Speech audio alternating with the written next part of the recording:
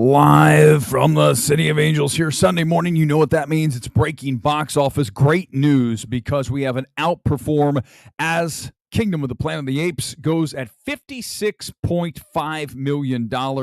This is above what many expected from this film. At this point, we're only 7 years removed from the last film made by Matt Reeves, War for the Planet of the Apes. You figured there might be some fatigue, but that wasn't the case. This film went about 10 million over what a lot of people expected. I had it at 45, but after seeing it, I thought 41. So this is very encouraging, but it also speaks to an important fact as we look at the Disney email here, that when the film before your film goes down, like The Fall Guy did, the next film in is going to reap the benefits of that failure, and that's exactly what happened this weekend. No one wants to talk about that. Well, first of all, they can't put one and one together. But when you look at this number, it's clearly higher than you would expect because of the fact that some people sat out, a lot of people sat out last weekend, and they went this weekend instead to see King of the Planet of the Apes. I don't love the movie, but of course I'm going to succeed. I'm going to absolutely applaud the fact that it is at $129 million global debut. That is 56.5 domestic and 72.5 international. Third highest global opening of 2024 to date. Also on par with the second highest global opening of modern franchise, which that includes, of course, the two Reeves movie and going back to Rise in 2011. It is pretty much dollar for dollar the same. War for the Planet of the Apes had a $130 million debut. Rise of the Planet of the Apes had 109. Remember, the biggest of these films was the best of these films, not even a contest, right? When you look at Dawn of the Planet of the Apes. Domestically, ahead of industry projections, like we just said. So they're saying what we're saying, 56.5. Second highest opening, surpassing War for the Planet of the Apes at 56.5. By the way, War for the Planet of the Apes was 56.3. What's interesting, and I will say, studios are very smart. They always do this. Whenever they're within striking range of a milestone they can take for the next film. In other words, the last film was at 56.3, like we're talking about here with War. You're going to go, well, you know what? Let's just squeeze that up 100,000 or 200,000 on the estimate on Sunday, and then we get above that and we get the headline. It did better than War for the Planet of the Apes, because as we know, they do estimate Sunday, which means that this number could come in lower. Okay, as you see, they're really not talking about the cinema score at all, because that's a B. That's bad. In the realm of cinema score, and we're not going to have this conversation over and over every time I say that B cinema score is bad. A B is good. Don't do that. Don't come in to my world where I know this shit back and forth, and you're going to tell me something that I know that you don't. Don't do that. Don't be dumb like that. I can't stand when people do that, because it shows your ignorance and your arrogance. I know what I'm talking about. Don't come in and try to correct me, okay?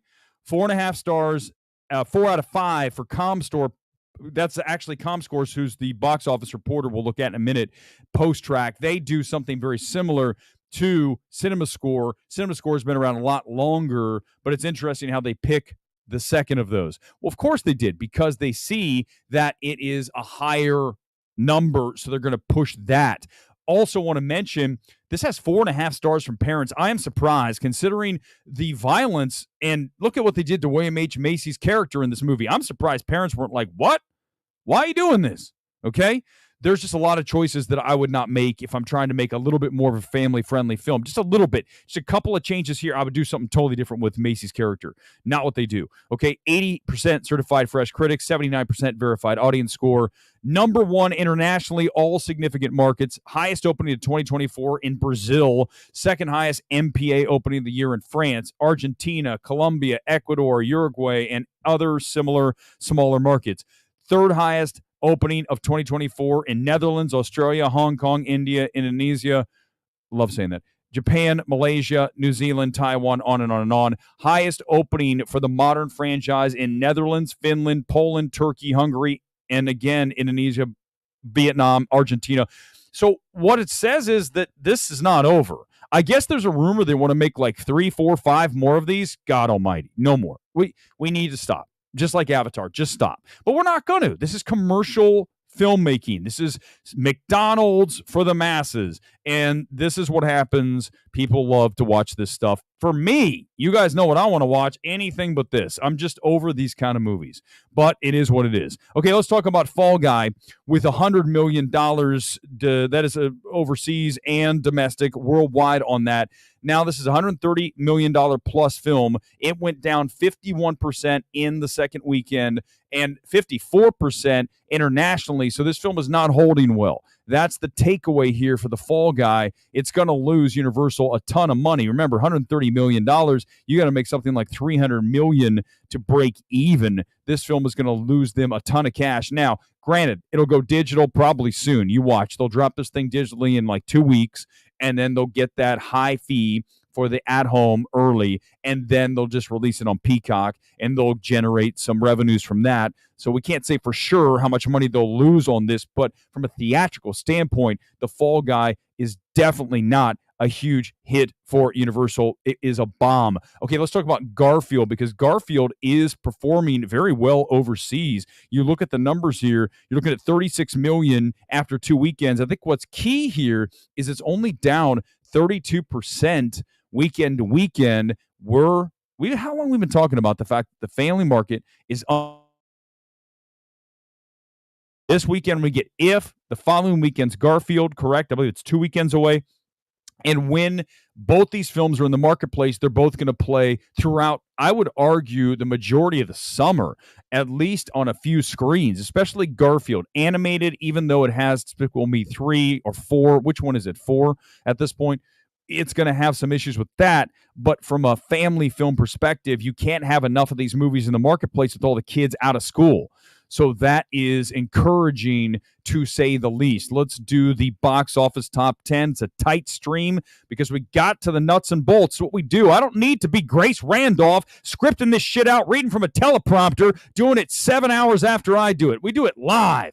Literally like 15 minutes after these numbers come in. That's how we do it. King of the Planet of the Apes at 56.5. That is a 13.8 location average. That is much lower, though, as a location average than we see some films in the marketplace with 20,000 per. So remember that number is significant. It's great. Listen, we're celebrating it. But when you look at the average, it's not as high as some of these number one films. Fall Guy down 51% now with, as I mentioned, over 100 million domestically, 49.7 stateside. Challengers is at over 60 million worldwide, 38 million here in the States as it get ready to hit streaming. We're just lucky we got it on theaters. Of course, I want a 45-day window on that, but we're just happy to at least get a chance to watch these things theatrically. One of the best films of the year, no question about it. Tarot down 47%. That's going to make them money. It's only a $6.5 million film.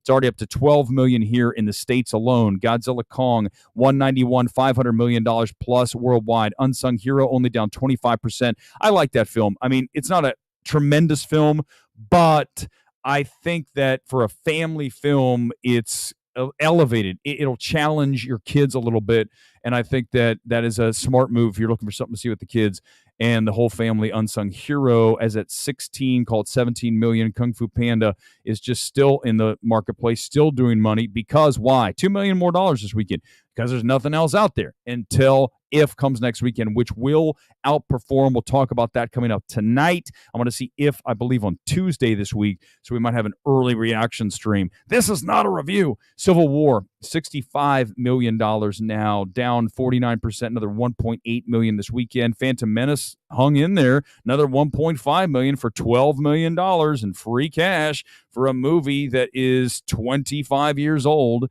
Abigail at 24.7. It's on digital. Can't believe it's even in the top 10. Okay, so tonight we're going to talk about more box office. We're going to talk about one of the worst films, certainly of the decade, maybe the century tonight, a movie I saw called Pool Man.